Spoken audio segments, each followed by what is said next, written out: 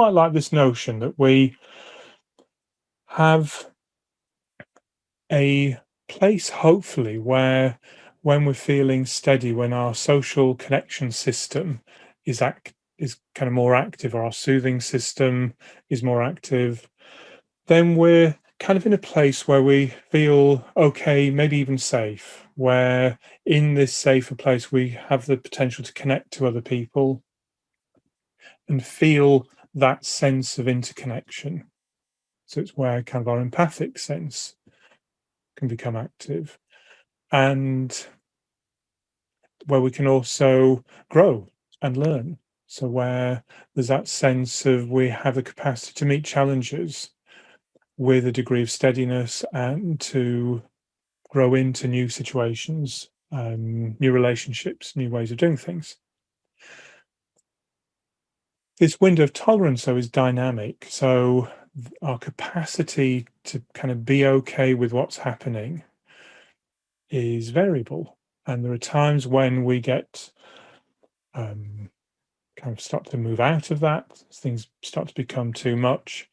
And I quite like breaking down what happens as we move out of that into a kind of halfway stage of alarm, which is where we begin to get bothered by what's going on. And the way we feel that is through maybe the beginning of kind of frustrations, irritations, uncertainties, anxieties.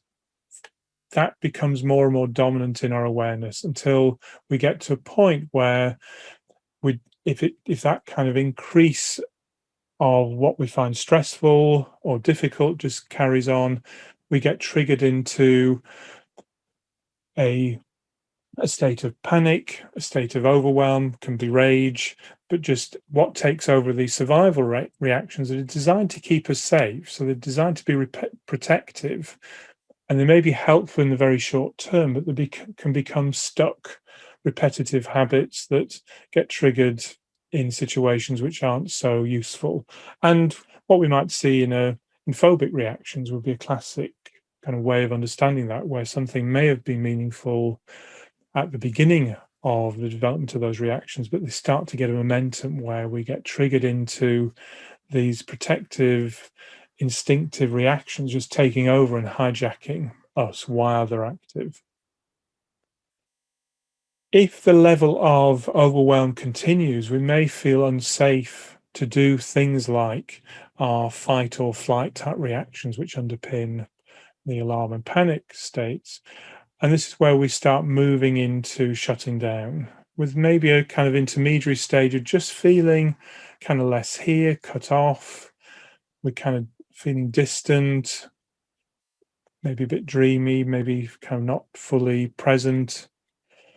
But again, if that level of overwhelming, stressful triggers continues, we can go into shutdown where the again these protective reactions come in, where we numb out, we fade out, we dissociate, we're not here, keeping us in a state where whatever feels overwhelming feels somewhat more manageable because we're not as kind of present with whatever's happening.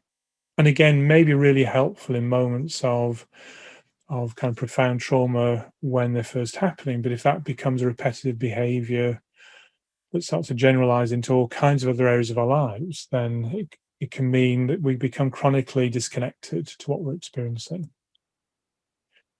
The kind of optimistic kind of news around this is that our systems are amazingly capable of learning new behaviors. And so particularly if we're in supportive company, we can learn to widen that window of tolerance to increase our resilience. But if we feel threatened, unsafe, then that window comes in, making it much harder to feel steady, much harder to learn, to grow, much harder to feel connected to other people and connected to ourselves. And I think what's helpful is to apply that to thinking about how we might learn about mindfulness in a very general way before we pick up thinking about breathing in particular. So This is just thinking about initial steps of learning about mindfulness. And I think one of the really important initial steps about learning about mindfulness is, if we can use a metaphor like learning to drive, there's the bit of learning to drive where you're just getting familiar with the controls. You're sitting maybe on the drive, or when the car's parked up somewhere, just getting a feel of what it's like to move the steering wheel, press the pedals. What do all these levers do? You might have seen them from a passenger's point of view, but you've never actually been there, maybe doing all those kind of mechanical things of making the kind of car do its stuff at that very basic level. And then hopefully once you've got the beginning of a feeling of that, you take it out. Maybe it's to a quiet side street, car park, old airstrip, whatever it might be, where you learn how to kind of feel okay in the kind of minimally challenging, safe situation where you're not having to deal with too much stuff all happening at once. And then having hopefully cultivated that sense of, yeah, I'm okay with this kind of level of driving, we then start to move into more challenging situations where we're going into maybe more difficult moments of driving, hopefully coming back into spaces where we feel we're kind of able to collect ourselves back with what's familiar. And by progressively dipping in and out of what feels kind of too much, we progressively widen our kind of window of tolerance. And I think in a similar way, that's what happens when we are learning mindfulness. We get familiar with the very fact I can choose where I can put my attention, that I can focus on different sensations, that when my attention's been hooked by something, I can choose to bring it back to what I'm choosing to focus on. Maybe that happens easily or more reluctantly, who knows? But we're just getting kind of familiar with the mechanics of what it's like to do any kind of mindfulness at all.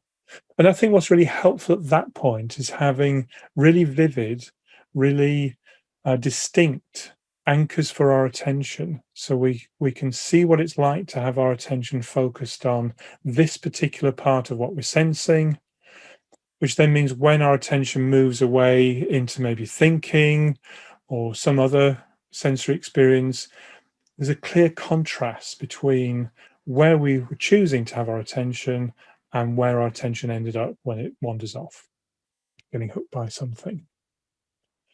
Once we've got that kind of some familiarity around that, then if we want to come back to within our window of tolerance, if we've kind of got into a sticky situation where things kind of feel too much in some way, then I think the qualities of that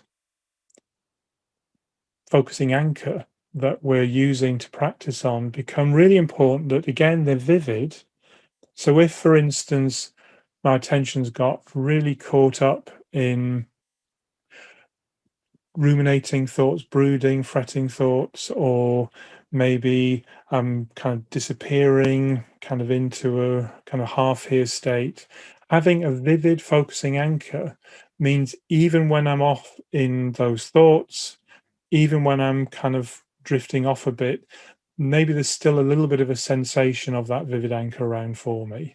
It's easy to come back to, easy to find.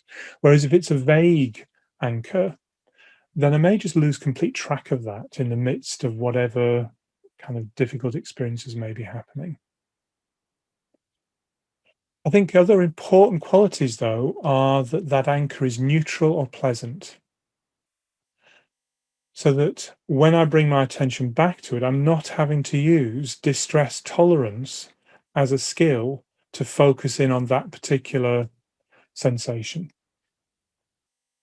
Because if I am having to, if what I'm choosing to focus on is unpleasant, then first of all, how steadying is that going to be when something unpleasant becomes the center of my attention? And we probably all have that sense of how whatever we focus on becomes magnified and more dominant in our awareness.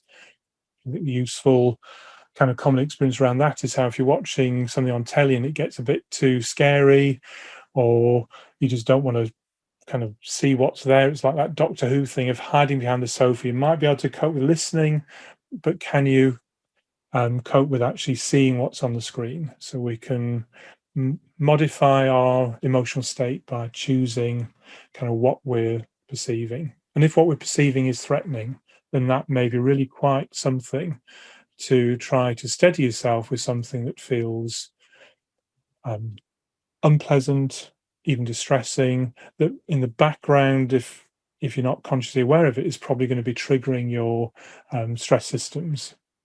So not so helpful for being in that kind of window of tolerance when hopefully our stress systems are at a lower level. And then when we're resilience building, having a focusing anchor. So when we're dipping out into what may feel more challenging,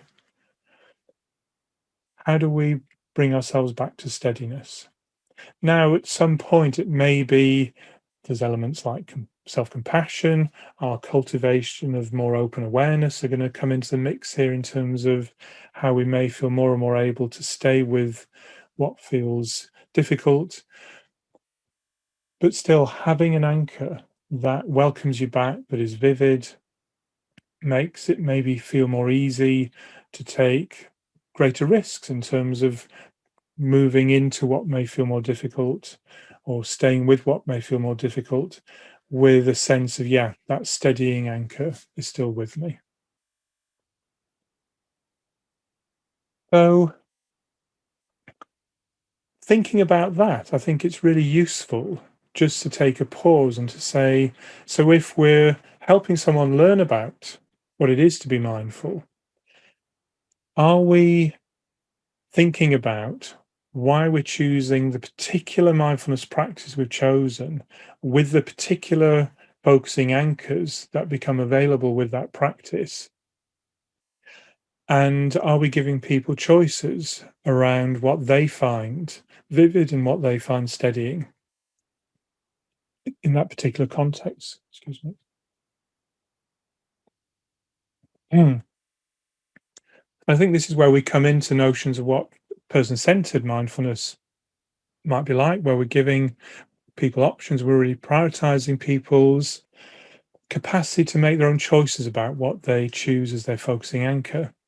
And this is also where I think it comes into trauma sensitive practice, where we're thinking about the people we're working with and we're wanting to discover whether anything we're offering as a mindfulness practice may actually be taking them into states which move them out of their window of tolerance and take them into, eventually it could be panic or shutdown or intermediary stages where essentially they stop learning. And I'd really like to share I'll stop sharing this, a quote from Stephen Porges, who you may be familiar with from his work on this notion of this polyvagal theory, which underpins that previous diagram, the notion that we have these different stress systems, one that gives us those kind of alarm and panic reactions, the fight, flight, sympathetic reactions, the other that gives us the cut off, shut down, dissociative type reactions, which is this kind of primitive parasympathetic part of our autonomic nervous system. And then we have the more recent and particularly kind of mammalian part of our autonomic nervous system, which is this social connection system, again, run by aspects of the parasympathetic nervous system in particular, amongst other brain networks.